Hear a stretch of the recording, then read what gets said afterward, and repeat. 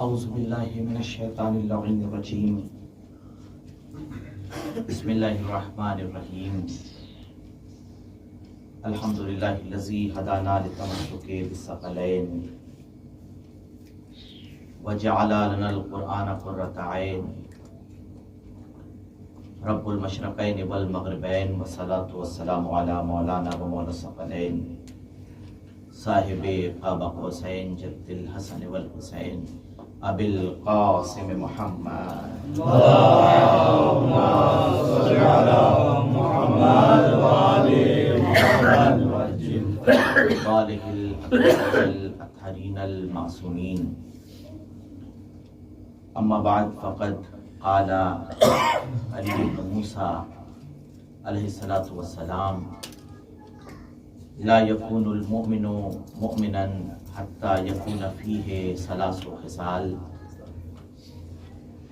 سنة من ربه وسنة من نبيه وسنة من وليه. صلوات محمد اللهم صل على محمد وآل محمد وعجل فرجهم. سامعین محترم، آج جس امام کی شہادت کی مجلس برپا ہوئی ہے، انہی کے قول کو اپنی گفتگو کا سرنامہ سخن قرار دیا. 8ویں امام ارشاد فرما رہے ہیں لا یکون المومن مومنا، کوئی بھی مومن مومن نہیں ہو سکتا. ہم کسی کو بھی مومن کا ٹائٹل دے دیں، سب کو مومن شمار کرتے ہیں، مگر امام کی نگاہ میں مومن کون ہے؟ امام فرماتے ہیں لا یکون المومن مومنا، کوئی بھی مومن مومن نہیں ہو سکتا یہاں تک کہ اس میں 3 خصلتیں ہونا ضروری ہیں. اس کے اندر 3 کوالٹیز، 3 ایٹریبیوٹس، 3 صفتیں بہت ضروری ہیں مومن ہونے کے لیے. ہم لاکھ دعویٰ کرتے رہیں کہ ہم مومن ہیں، مگر اگر یہ کوالٹی امام کی نگاہ میں ہمارے پاس نہیں ہے تو ہم مومن نہیں ہیں. امام فرماتے ہیں کہ 3 خصلتیں، وہ 3 خصلتیں کیا ہیں؟ پہلی خصلت وہ کہتے ہیں کہ سنت من ربہ، اپنے پروردگار کی ایک صفت اس کے اندر موجود ہونا چاہیے. وسنت من نبیہ، اور دوسرے ایک خصلت، ایک عادت اپنے نبی کی اس کے اندر موجود ہونا چاہیے. اور تیسرے سنت من ولیہ، اپنے ائمہ کی ایک سیرت اس کے اندر کم سے کم ہونا چاہیے.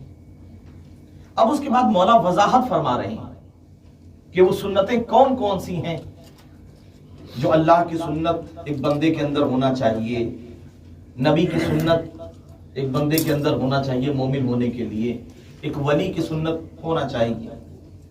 تو کہہ رہے ہیں اما سر ربہ فکتمان سر،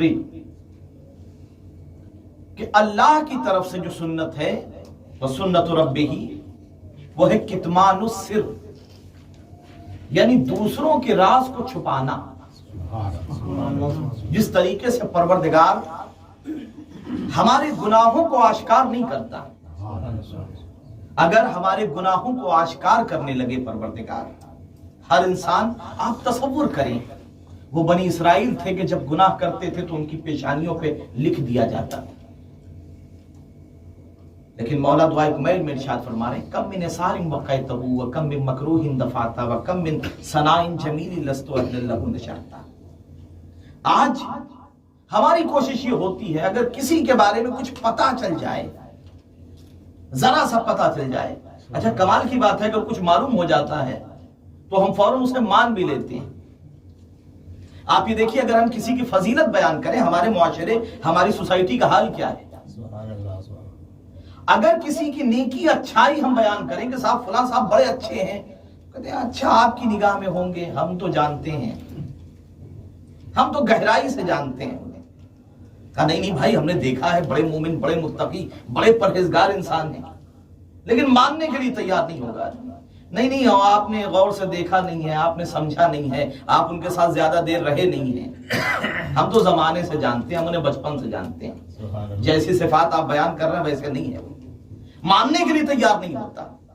لیکن اگر کوئی برائی بیان کر دی جائے پھر ایک سوال نہیں کرتا انسان، فوراً قبول کر لے گا کہ ہاں ہو سکتا ہے، اور اس کے بعد گوسپ شروع ہو جائے گی، اور اس کے بعد سماج میں جنگل کی آگ کی طرح وہ بات کیسے پھیل جائے گی، اور آپ اندازہ نہیں لگا سکتے کہ کہاں سے کہاں پہنچے گی اور پھر کہاں سے کہاں پہنچ جائے گی۔ کتمان سر رہی، مومن اس وقت تک مومن نہیں ہو سکتا کہ جب تک دوسروں کے راز کو چھپائے نہیں۔ مولا فرماتے ہیں کم من سار وقیتہ وکم من مکروہ دفعتا وکم من صناع جمیل لست اہلا لہ نشرتا، پروردگار تو نے میرے کتنے عیبوں کو چھپا دیا، وکم من صناع جمیل لست اہلا لہ نشرتا، اور وہ کتنی نیکیاں کہ جو میں نے کی نہیں تھی سماج میں تم نے پروردگار تو نے سماج میں پھیلا دی۔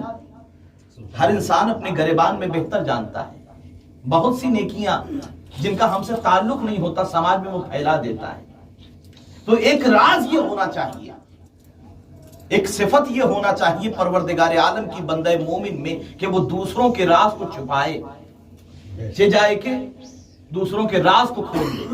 اگر آپ کو کوئی راز پتا چل گیا، اور اچھا کمال کی بات ہے، آج ہم زندگی میں ہر چیز ریفائن لینا چاہتے ہیں، تیل ہے تو وہ بھی ریفائن ہو، پیٹرول ہے تو وہ بھی ریفائن ہو، ساری چیزیں پورے ریفائنمنٹ کے ساتھ، لیکن گفتگو ہم کوئی بھی اٹھا کے لے لیتے ہیں، کسی سے بھی سن لیتے ہیں، کبھی اس میں غور نہیں کرتے کہ بھئی اس میں بھی کچھ ریفائنمنٹ ہونا چاہیے۔ امام زین العابدین علیہ السلام کی خدمت میں ایک شخص آیا،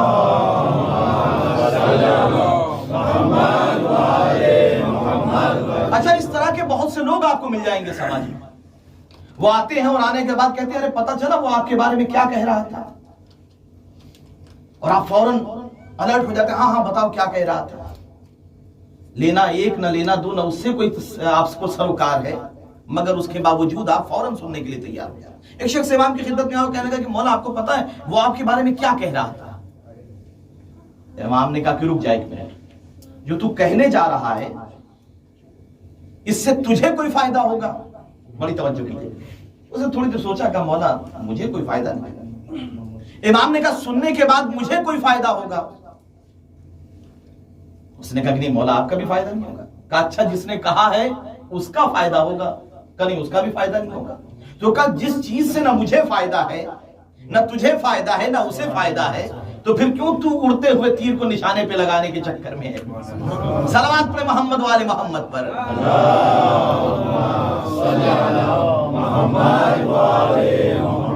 تو پہلی صفت جو اللہ کی کتمان السر، لوگوں کے راز کو چھپائے، بندہ مومن نہیں ہو سکتا۔ 8ویں امام ارشاد فرما رہے ہیں جب تک اپنے رب کی صفات میں سے ایک صفت اس کے اندر موجود نہ ہو، اور وہ صفت کون سی؟ کتمان السر، رازوں کو چھپانا، کمیوں کو ڈھکنا، یہ ہے اللہ کی سنت۔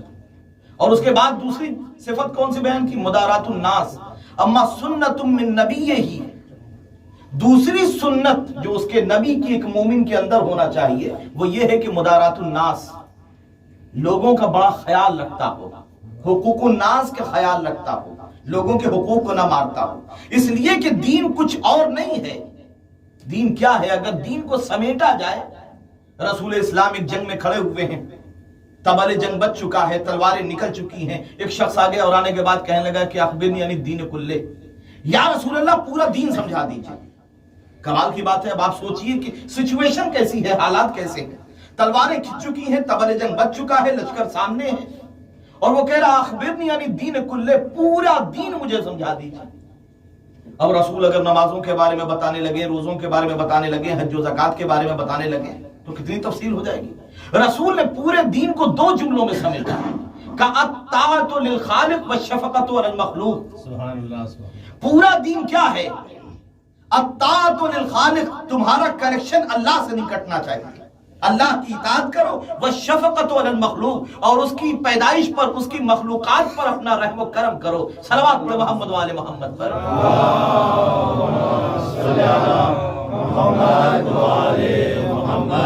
جتنی بھی چیزیں اس نے پیدا کی تو ہمارے اندر یہ بھی صفت ہونا چاہیے. مخلوقات سے مراد صرف انسان نہیں ہے، انسان تو اشرف المخلوقات ہے.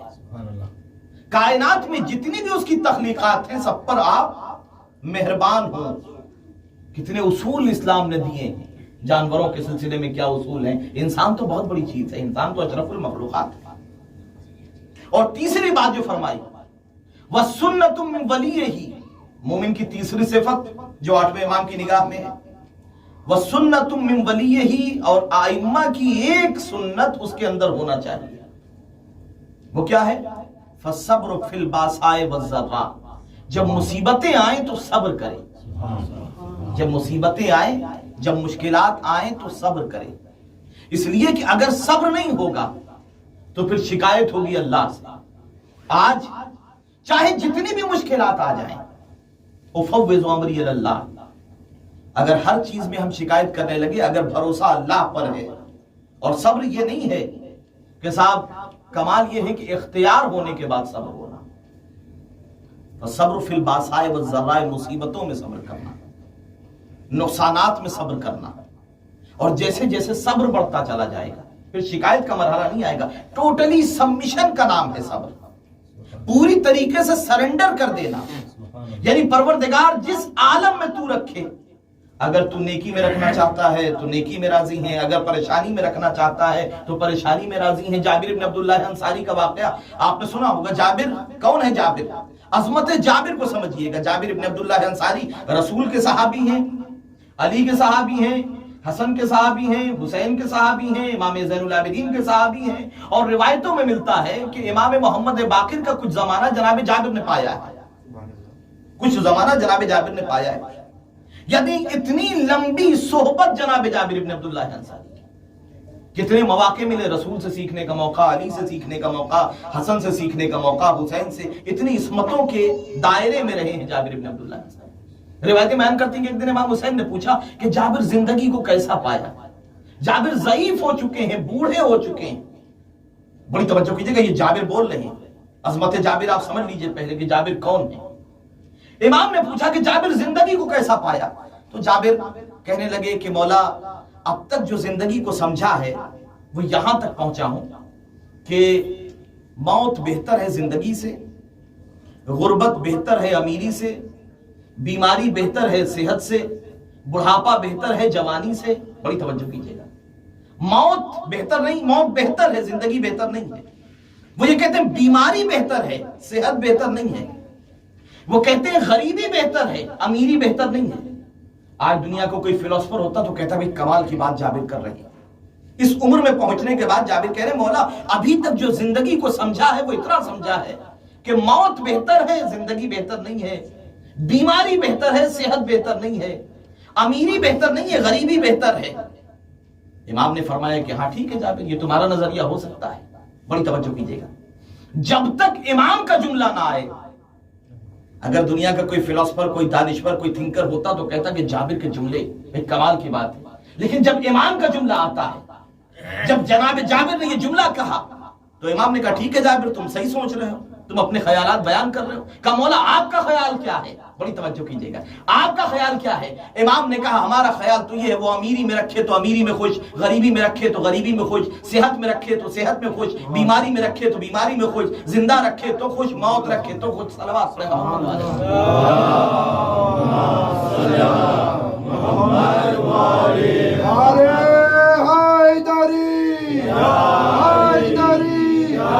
محمد والے محمد صلوات.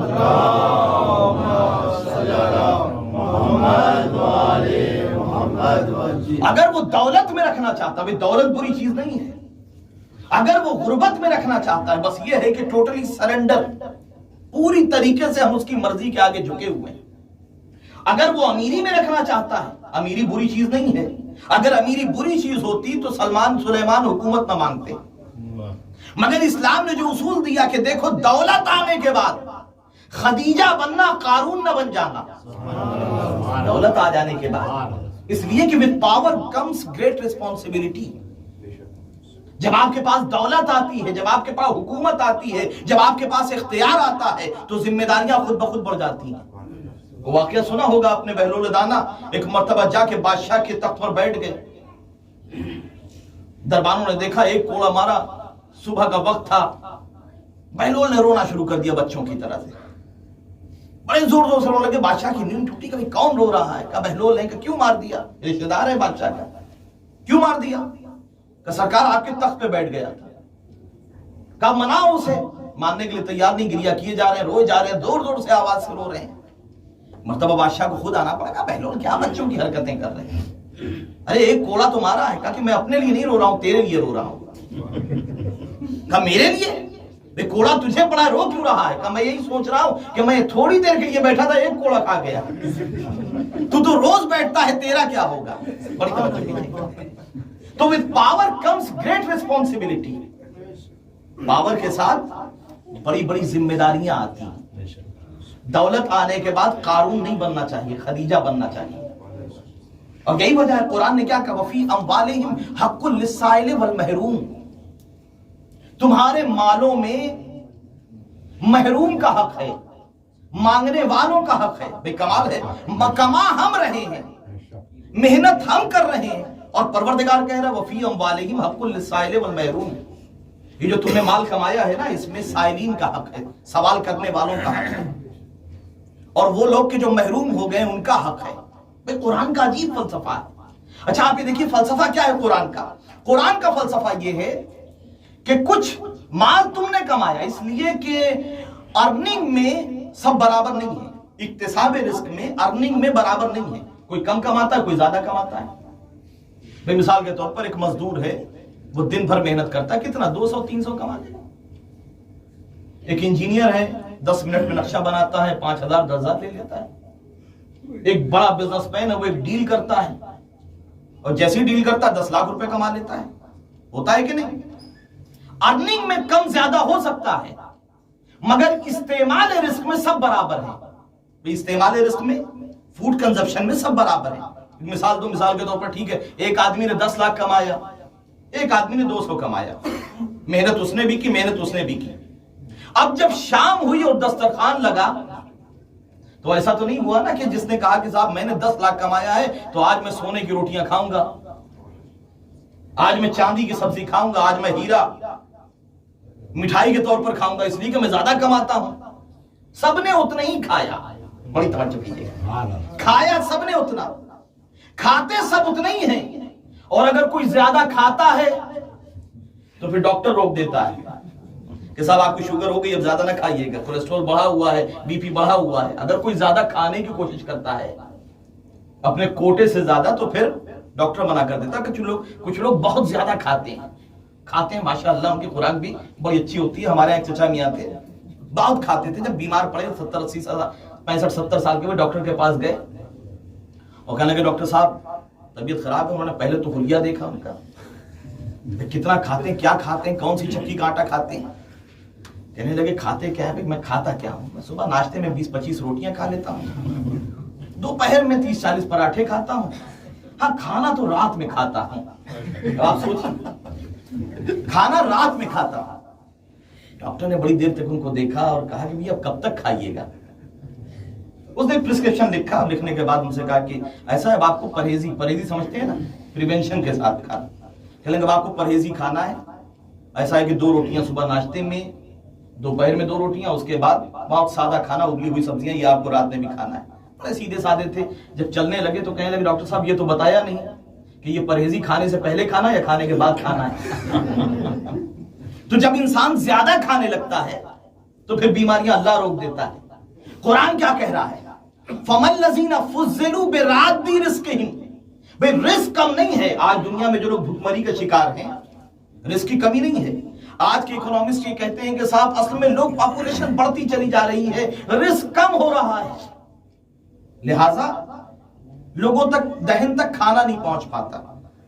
اچھا آج ورلڈ کی پاپولیشن کتنی ہے؟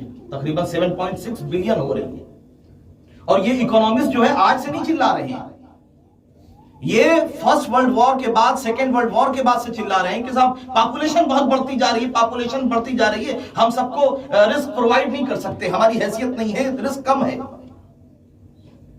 لوگ بڑھ رہے ہیں، اور وجہ کیا ہے؟ देखिए, माल्थस एक फिलोसफर था, उसने एक थ्योरी पेश की है। माल्थस की थ्योरी ये है कि पॉपुलेशन मल्टीप्लाई होती है और रिस्क के वसाइल इकाइयों में बढ़ते हैं। पॉपुलेशन मल्टीप्लाई होती है, इसको और आसान करके समझाओ। रिस्क के वसाइल इकाइयों में बढ़ते हैं। कैसे भाई? मिसाल के तौर पर आपके पास खेत था, आपने बहुत मेहनत की, 10 क्विंटल गेहूं निकला। फिर उसके बाद आपने दूसरे साल और मेहनत की, वो 11 क्विंटल होगा। फिर और मेहनत की, 12 क्विंटल, और कोशिश की 13 क्विंटल, 14 क्विंटल हो जाएगा। लेकिन पॉपुलेशन मल्टीप्लाई होती है, पॉपुलेशन ऐसे नहीं बढ़ती।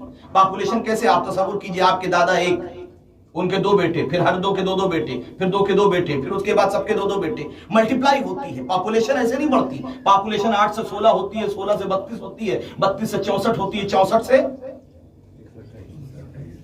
128, 128 से 256 होती है, और 256 से 512 होती है, और 512 से फिर बढ़ाते चले जाएंगे। मेरी मैथ बहुत अच्छी नहीं है। ये जो है माइक्रो एसडी कार्ड के नंबर है जो मैं आपको सुना रहा हूं। सलवात पे मोहम्मद वाले मोहम्मद।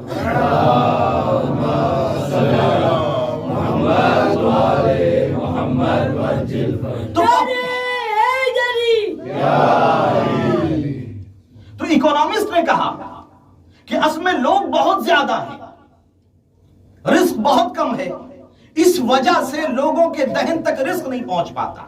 बड़ी तवज्जो कीजिएगा, रिस्क नहीं पहुंच पाता। लेकिन बड़े बड़े फिलोसफर्स ने कहा है कि रिस्क कम नहीं है। इस दुनिया में लोग इसलिए भूखे हैं नहीं है कि रिस्क की कमी है, बल्कि इसलिए भूखे हैं क्योंकि बहुत के पेट ऐसे हैं जो भरे नहीं जा सकते। रिस्क कम नहीं है। तो इकोनॉमिस्ट ने चिल्ला चिल्ला के कहा कि रिस्क कम है, पॉपुलेशन बढ़ती जा रही है, हम संभाल नहीं सकते। कुरान ने क्या कहा? कुरान ने कहा वक़द्दरा अक़वातहा फी अर्बअति अय्याम, कयामत तक आने वाली नस्लों का रिस्क हमने 4 दिन में मुहैया कर दिया। इकोनॉमिस्ट ने कहा कि असल में तुम ज्यादा हो, रिस्क कम है। कुदरत ने कहा हमारी नेमतें बहुत ज्यादा हैं, तुम्हारी कोई हैसियत नहीं है। सलवात पे मोहम्मद वाले मोहम्मद पर।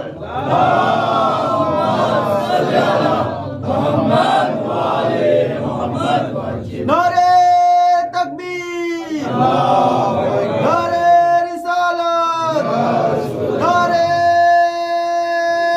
हैदरी, मोहम्मद वाले मोहम्मद बुलंद सलवात।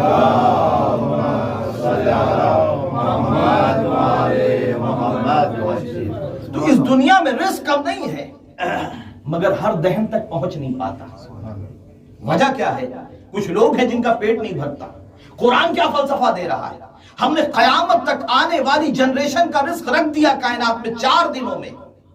तुम जितने भी बढ़ जाओ, हमारा रिस्क कम नहीं है। वह असबगा अलैकुम निअमहु ज़ाहिरतुम व बातिना, हमने तुम पर नेमतें छिड़की नहीं है, नेमतें उंडेल दी हैं।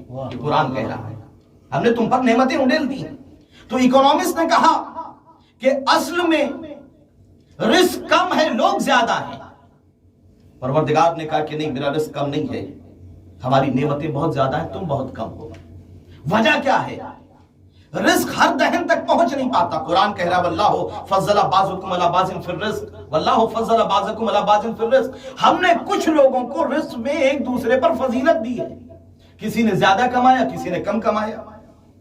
अब कुरान कह रहा फमल लज़ीना फुज़्ज़िलू, वो लोग के जिन्हें रिस्क ज्यादा मिल गया है, बिरादी रिस्क ही, वो रिस्क को पलटा क्यों नहीं देते? बड़ी तवज्जो कीजिएगा। अगर कोई सोशल वर्कर होता, कोई फिलैंथ्रोपिस्ट होता, तो वो कहता दे क्यों नहीं देते। लेकिन इस्लाम ने ये नहीं कहा, कुरान ने ये नहीं कहा। कुरान ने कहा पलटा क्यों नहीं देते? इसलिए कि दिया वहां जाता है जहां हक नहीं होता, पलटाया वहां जाता है जहां हक होता है। सलवात पे मोहम्मद वाले मोहम्मद पर।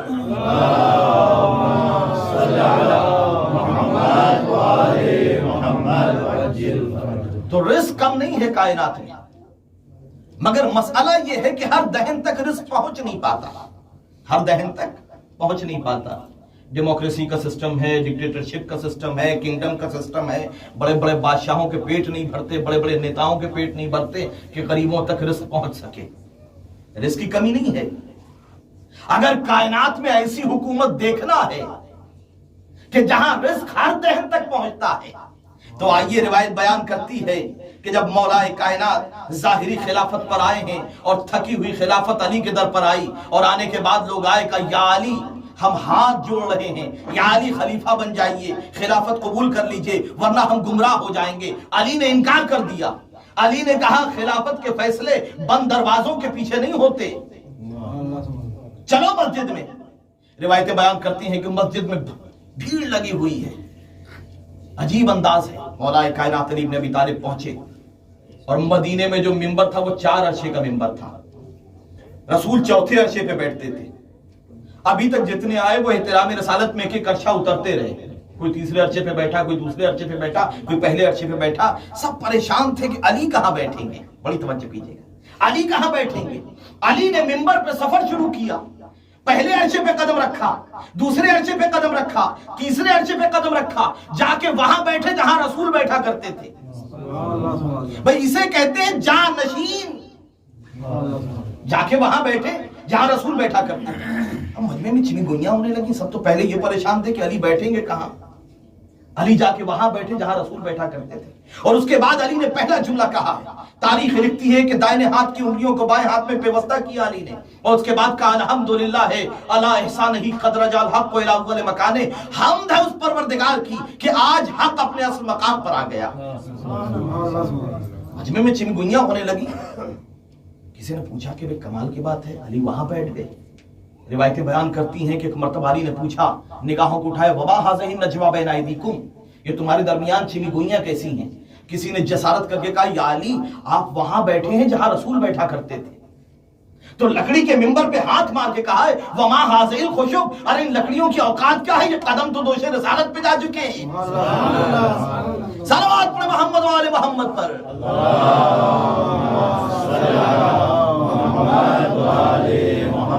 ارے حیدری محمد والے محمد صلوات۔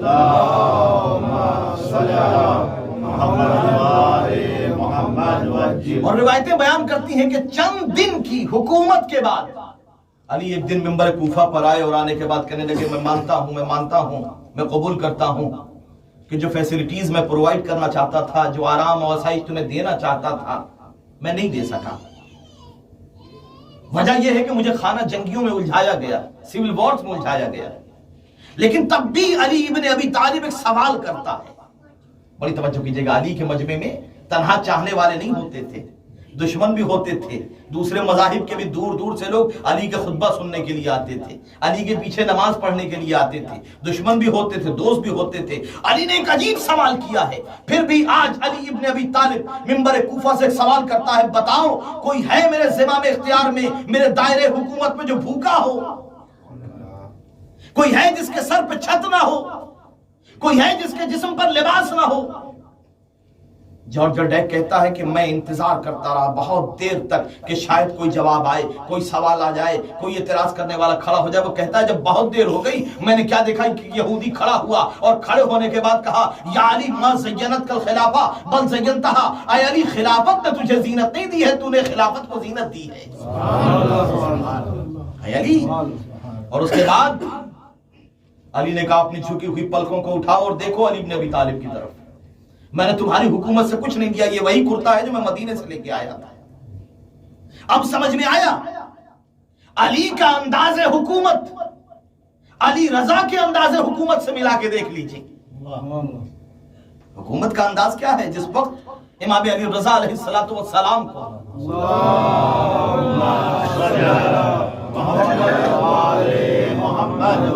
ایک سازش کے تحت ولی عہد بنایا گیا۔ مقصد یہ تھا اور وجہ یہ تھی، ریزن یہ تھا کہ اس زمانے میں شیعت غالب آ رہی تھی اور انہیں یہ سمجھ میں آ گیا تھا کہ اب شیعوں کو اوائڈ نہیں کیا جا سکتا، لہذا ایک طریقہ نکالا کہ صاحب امام کو خلیفہ بنا دیں۔ آپ تصور کریں گے کیا مامون اس طرح کا پیغام بھیجا؟ وہ کہہ رہا تھا کہ نہیں میں خلافت سے دستبردار ہو جاتا ہوں۔ امام علم غیب سے جانتے تھے کہ یہ صرف اور صرف سازش ہے دکھانے کے لیے۔ جب بہت اصرار بڑھا تو اس نے کہا کہ کم سے کم ولی عہد ہی قبول کیجئے، کراؤن پرنس بن جائیے۔ امام نے کہا ٹھیک ہے۔ امام پہنچے اور بہت اصرار کے بعد امام کو ایک بڑے سے محل میں لے جایا گیا۔ وجہ کیا تھی؟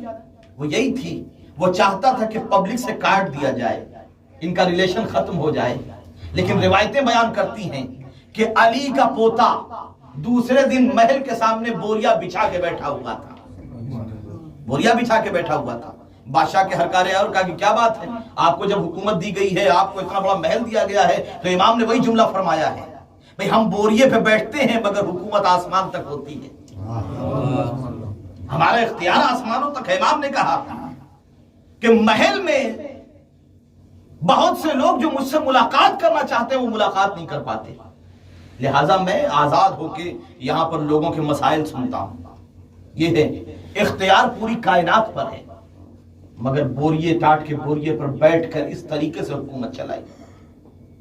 اور وہ دعا، وہ جملہ بھی آپ سنتے رہتے ہیں امام رضا علیہ السلام کا، جو نیشا پور میں جب ہزاروں لوگ کاغذ قلم لے کے کھڑے ہوئے تھے، کاغذ قلم لے کے کھڑے ہوئے تھے،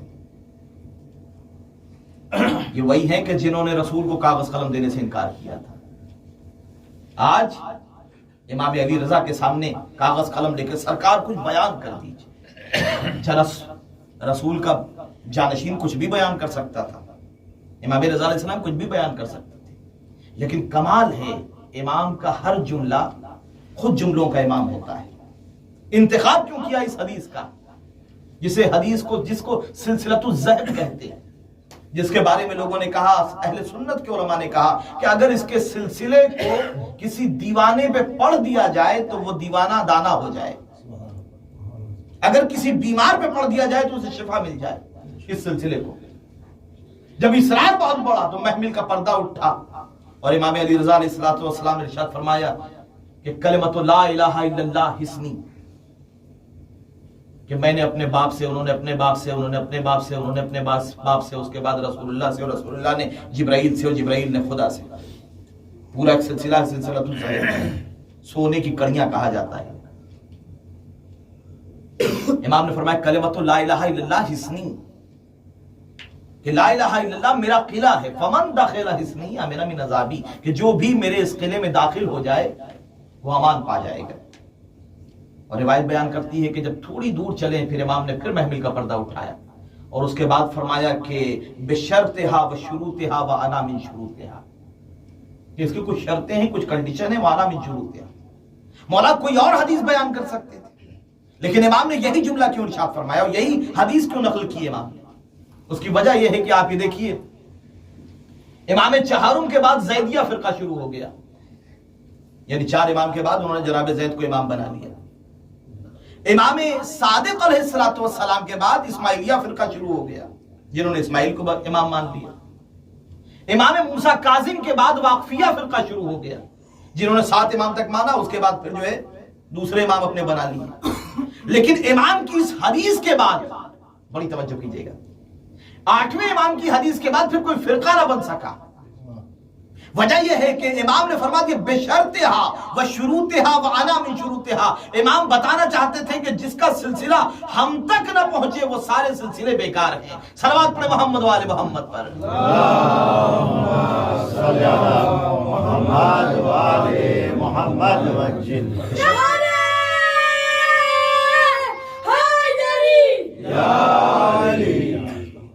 بشرطہا و شروطہا و انا من شروطہا۔ وہی دشمن کسی صورت سے شمع امامت کو بجھانا چاہتا تھا، جو ابھی تک سلسلہ چل رہا تھا۔ ایک سازش تھی کہ بلایا جائے اور بلا کے شہید کر دیا جائے، یہ کسی محبت میں نہیں بلایا تھا۔ تاریخ لکھتی ہے کہ جب امام چلے ہیں بڑا سخت مرحلہ تھا امام کے لیے مدینہ چھوڑنا، آسان مرحلہ نہیں تھا۔ بالکل وہی انداز آپ یاد کر لیجئے جو امام حسین کا انداز تھا کہ جب وہ مدینے سے چلے۔ تاریخ لکھتی ہے کہ امام بڑے غمزدہ ہیں، بہت غمزدہ انداز میں امام مدینے سے نکلے ہیں اور آئے ہیں آہستہ آہستہ۔ کچھ عرصہ گزرا، ایک دن مامون نے بلایا اور بلانے کے بعد انگور پیش کیے امام کی خدمت میں۔ کئی مرتبہ زہر دینے کی کوشش کی تھی مگر امام بچ جاتے تھے۔ زہر دینے کی کوشش کی، انگور، امام نے فرمایا کہ میری طبیعت درست نہیں ہے، میں نہیں کھا سکتا، لیکن جب اصرار زیادہ بڑھا تو امام نے 3 دانے اس کے نوش کیے اور اس کے بعد سیدھے امام اٹھ کے چلنے لگے۔ روایتیں بیان کرتی ہیں کہ مامون نے پوچھا کہ کہاں جا رہے ہیں؟ امام نے فرمایا کہ جہاں تو نے بھیجا ہے وہیں جا رہے ہیں۔ آئے اور آنے کے بعد عالم غربت میں میرا امام زہر کی وجہ سے اس طریقے سے تڑپ رہا. تاریخ لکھتی ہے کہ ایک مرتبہ امام محمد تقی علیہ السلام مدینے میں نماز پڑھ رہے ہیں. کسی ہاتف غیبی نے آواز دی کہ اگر اپنے باپ سے ملنا چاہتے ہو تو فوراً چلے جاؤ. تاریخ لکھتی ہے کہ امام محمد تقی باعجاز 8ویں امام کی خدمت میں آئے. دروازہ بند تھا. بند دروازے کے اندر امام محمد تقی پہنچے اور اس کے بعد امام علی رضا علیہ السلام نے آثار امامت ودیت کیے. ارباب ازا، آپ کا 8واں امام زہر دغا سے شہید ہوا. غسل و کفن کا اہتمام ہوا. امام محمد تقی نے بڑے احترام کے ساتھ جنازہ اٹھایا اور اس کے بعد نماز جنازہ پڑھائی. مامون چاہتا تھا کہ نماز جنازہ پڑھائے، لیکن جب اسے پتا چلا کہ امام آ چکے ہیں اور وہ چاہتا تھا کہ امام سے ملاقات کرے، لیکن امام نے ملاقات نہیں کی. ارباب ازا، بڑی شان و شوکت کے ساتھ جنازہ اٹھا. امام نے نماز جنازہ پڑھائی. میں کہوں گا مولا ارے خوشا نصیب، کم سے کم اپنے باپ کو غسل و کفن تو دیا. لیکن آئیے ذرا، کربلا میں ایک بیمار ہے جس کے ہاتھوں میں ہتکڑیاں ہیں، پاؤں میں بیڑیاں ہیں، گلے میں خاردار توق ہے. جنازہ اٹھا. ارباب ازا، شیعہ آ گئے، چاہنے والے آ گئے، سیاہ پرچم لے کے آ گئے. تاریخ لکھتی ہے ادھر مدینے میں بہن کو خبر نہیں ہے. ایک بہن ہے جس کا نام ہے معصومہ قم. ارباب ازا، بھائی کی فرقت میں اتنا دل تڑپا کہ ایک مرتبہ عازم سفر ہوئی اور روایتیں بیان کرتی ہیں سفر کرتے کرتے جب قم کے پاس پہنچی ہیں تو طبیعت ناساز ہو گئی. ایک مرتبہ آگے بڑھنا چاہتی تھی کہ کیا دیکھا، ہر طرف سیاہ پرچم ہے. روایتیں بیان کرتی ہیں کہ ایک مرتبہ محمل کا پردہ اٹھا کے معصومہ قم نے سوال کیا، بھئی تمہارے ہاتھوں میں سیاہ پرچم کیوں ہے؟ کسی نے کہا علی بن موسیٰ رضا کا انتقال ہو گیا. یہ سننا تھا. بہن تڑپ گئی. ہماری کے حودث سے اپنے سر کو ٹکرانا شروع کیا.